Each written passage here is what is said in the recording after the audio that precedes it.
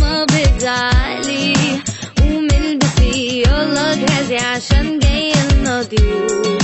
صحيت من النوم على صوت ماما عاملاه قلبان في الشقة، سيبونا انام شوية ده انا نايمة الساعة 1، ولقيت ماما بتجري في كل حتة عايزة مني ايه؟ قلت 100 مرة لا، قالت لي عشان خاطري ده ابن انكل يسري الناس هتاكل وشي البسي ومي معلش. طب ايه يعني ما تشوفي عجبك القعدة معايا ليه؟ مش خسرانة حاجة في حد تاني ولا ايه؟ وبنات كتير اتمنوا يجيلهم واحد زي وظيفة وشكله منصب وده غير مركز اهله. احترام اهتمام معرفش بنات ولغات ومواعيد في الجامعة، بتقولي عنده شقة واكيد هيجيبلك شبكة. مش قادرين يفهموا ان انا مش موافقة، اللي فاكرين كده بيحبوني بصراحة حاسة كده عايزين يبوني. قلت اكمل دراستي فتقولي حبيبتي كبرتي كل اصحابك بقى مخطوبين ده حتى بنت اختي. قلت لها اتجوز كده استحالة حتى لو عنده شقة وهيجيب لي غسالة.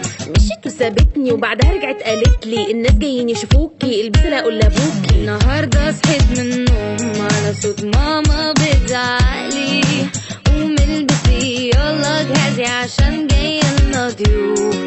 النهارده صحيت من النوم على صوت ماما بتزعقلي قومي البسي يلا جهزي عشان جاي لنا ضيوف.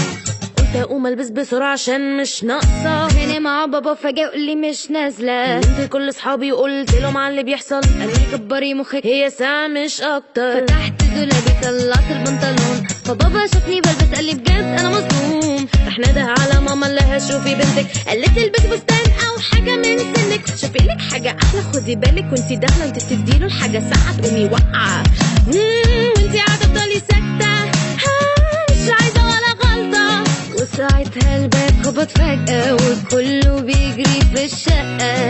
لما بابا فتح الباب طلع الناس مع البواب والجيران من الشباك يتفرجوا باينة فرجة. والعريس كان شكله لبخة عمال يقول لي بنكت بايخة وماما تضحك وانا ساكتة وكل شوية ابص لبابا اقول له مش موافقة. قال لي لا مفيش شغل بعد دراستك واكيد وهتكلي بيتك مامته قاعدة بتستنك. طب على ايه عاوزين نتجوز لا ايه؟ النهارده صحيت من النوم على صوت ماما بتزعقلي قومي البسي يلا جهزي عشان جاي لنا ضيوف.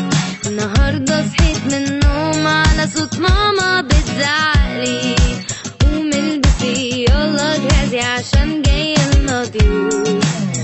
البنت تعيش في كابوس وتدور على الفلوس ما كفاية زن عليهم ليه تكرروا في كلام محفوظ.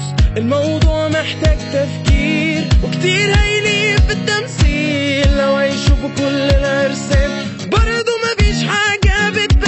مش عايزة اصحى من النوم على صوت ماما بتزعقلي وتقولي انجزي ما تتجوزي البسي اعملي معروف. مش عايزة اصحى من النوم على صوت ماما بتزعقلي انا البس بس لوحدي واتجوز براحتي. يا جميل انا مش بعاكس عندي عربية وشقة وجاهز. قلت استني اقولك بعدين حكايات كتير في حياتنا بتبتدي مش بنصدق ما سمعها بتدعي تقول عايزة ابني رجع تاني واكيد وهتكلي بيتك مامته قاعدة بتستنك.